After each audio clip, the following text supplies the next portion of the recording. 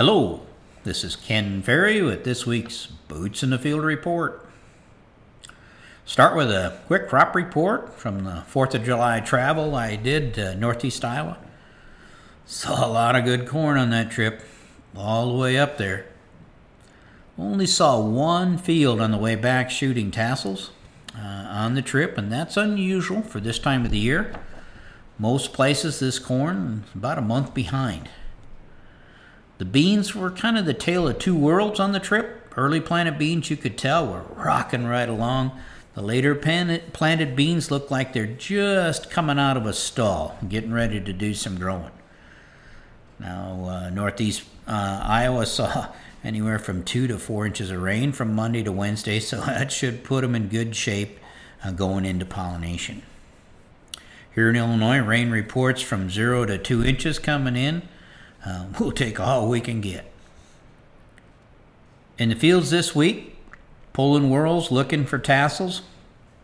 We're seeing some of this April corn shooting tassels, a few silks out there, and a lot of it still has 2 leaves to go. The May planted corn is anywhere from 3 to 5 leaves from tassel. And it takes about 3 days a leaf, so we'll see a lot of corn tasseling mid and later in July actually. Pest teams, it's go time as we prepare for that important process of getting this corn pollinated. Don't wait for the tassels to show up to start your scouting. Get out there now and start pulling whirls and see how far you are from pollination so you can make plans. When you're doing this, look for aphids in the whirl, especially in the dry areas. If we have an aphid problem, we need to catch them while the tassel is still tightly wrapped in the whirl. Otherwise, they'll move their way in as the whirl pushes out and they'll wax our tassels. Remember, aphids are tasters. So some hybrids taste better than others. So if you find them in one field, be sure to check that hybrid planted anywhere else. Some seed catalogs will help identify hybrids that are susceptible to aphids. But in the drier areas, let's be watching out for the aphids. In the dry areas, we now are finding spider mites on the edges of the beans. So all fields need to be scouted, but any bean field next to the dead, dried up grass needs to be checked closely. You can catch the mites before they put up their parachutes and take off for a ride across the field. You can buy yourself some time. If you wait till the edges look tough, most likely you missed the opportunity to hold them at the edges. Now I know most of you have stopped mowing, which leaves some good food for the mites, not forcing them to go foraging into your bean field. But if your neighbor's still mowing or you got fields next to town or building lots, let's stay on top of them. Japanese beetle numbers continue to build, so again, stay on top of these numbers as we look to pollinate this corn. It's now easy to find rootworm larvae and pupa when digging in the corn. Today we saw the first rootworm beetle. This field had rootworm feeding on the roots as well as visible larvae and pupa in the ground, the below ground, and surprisingly a strong number of adult beetles above ground.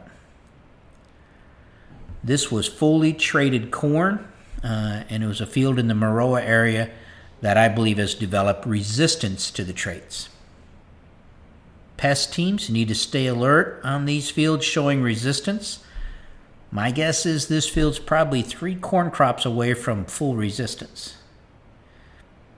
Emergence is just getting started, but it'll continue for some time. It's time to put out your sticky traps in those suspect fields and get your rootworm floats done.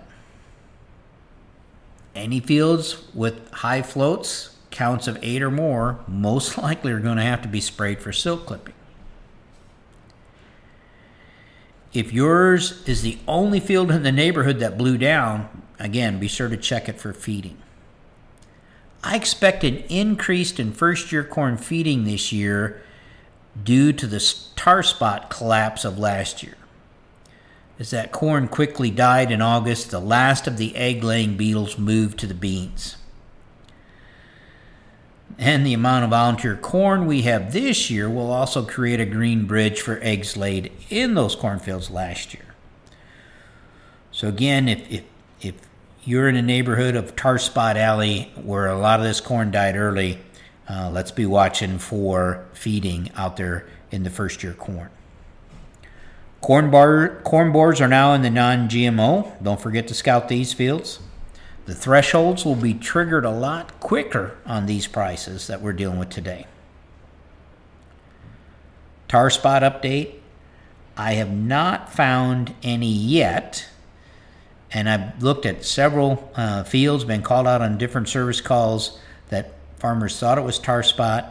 Still nothing. Everything that we're working on is rubbing off, I guess you would say. But tar spot has been found in Iowa and several places, as well as northern Indiana. I expect it to pop in areas that are receiving rain. If you're in an area that had heavy pressure in 2021 and 2018, look low on the plant. The bottom is the last to dry off. This disease needs 7 hours of wetness. Look low because this will be homegrown tar spot coming from last or past residue. I know I've taught you to pay attention to disease from the ear leaf up, but this one is different. The key to catching it on time is to see that initial infection that's going to happen below the ear. Now, disease presence in corn and bean fields has been very light as of now. While this can change in a hurry, we're in good shape at this point. Walking both corn and bean fields, I believe this is the year of the waterhemp. I've been in a number of cornfields that have been post-sprayed for waterhemp, but these guys hardly dip their heads. Most growers believe they sprayed the waterhemp, problem solved, but boy, that's not the case in a lot of these fields. Go back and look. Some of these fields are going to need a second shot, or we're going to have a mess. We have some early planted non-GMO beans that are in full R2 headed towards R3, full flower, small pods, and the waterhemp needs to be controlled. Now, our options are limited with herbicides. We're going to have to burn these beans to get this waterhemp. Growers have been asking, what will happen to my pre-solstice flowers and the small pods that I already have on this plant? Well, from our test plots, I can tell you that most of these will abort within 48 hours after you burn those beans, which will erase some of your early planting premium. But these waterhemp need to be controlled. They'll also take away the early planted premium, and they're going to leave us with the seed bank that keeps on giving. We still have the row crop cultivator option in the road beans. Again, this is a row crop cultivator for you youngins out there. You may need to Google that if you don't know what I'm talking about. If you can find a crew, of course, walking them out is also an option. These beans are growing too slow, which has allowed these continued flushes of waterhemp.